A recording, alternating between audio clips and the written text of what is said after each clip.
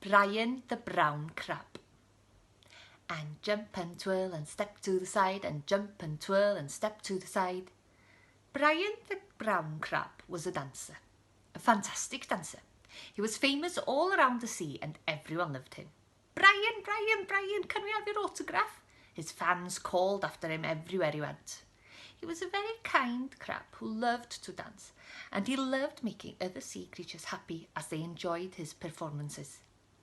One day, he was working on a new complicated move when he discovered that he had another talent, a very unusual talent, the ability to freeze other creatures.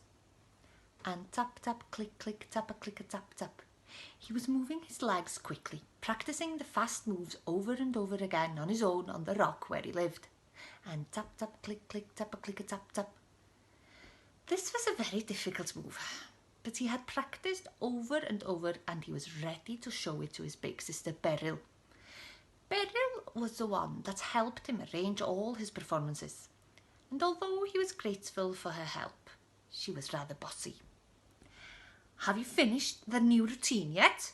Remember that your fans are expecting great things. You can't just do the same old moves all the time. This is what she would say all the time. But why not? They all enjoy themselves, don't they? Oh, Brian, enjoyment isn't enough these days. You have to mesmerise them, make them sad, make them angry and shock them all at the same time to create a truly unique show. Make them angry? Brian wasn't sure what Beryl was thinking. She said some strange things sometimes. All he wanted to do was keep the creatures that came to see him smiling. Brian would love to have some peace and quiet from Beryl from time to time. Right then, said Beryl. You've only been practicing for 2 hours this morning. I've told you time and time again, if you want to be the best in the ocean, you have to practice for at least 5 hours every morning. But I have few things to show you. I've added some new ideas, Brian said, hoping that would mean that Beryl would leave him alone for the rest of the day. Well, come on then, show me. Brian took a deep breath and started dancing. And jump and twirl and step to the side, and jump and twirl and step to the side, and tap, tap, click, click, tap, a click, a tap, a tap. Brian finished and turned to see Beryl's face. What did she think? But Brian was shocked. Beryl was staring into space. She didn't move an inch. Usually, she would have started talking straight away. Not good enough. You have to try something else. Try again. But she was quiet. She was frozen. Brian couldn't believe it. He had never seen Beryl so quiet. But after 1 minute exactly, Beryl came back to life. Well, not bad. I'm glad you've been thinking about some new moves, she continued jabbering on. Brian couldn't believe it. She hadn't realised that she had been frozen for a whole minute. How strange. Do it again, better this time, said Beryl.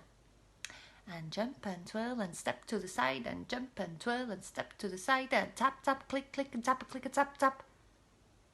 Beryl froze again for a whole minute before coming back to life like nothing had happened.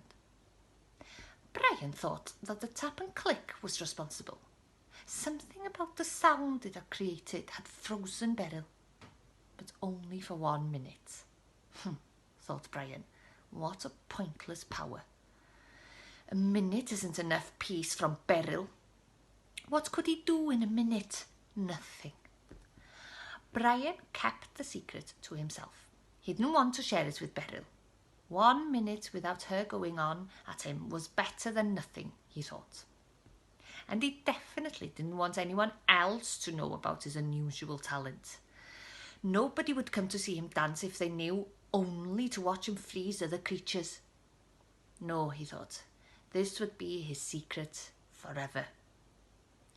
Little did Brian know that his secret talent would go on to save all the creatures on the seabed one day.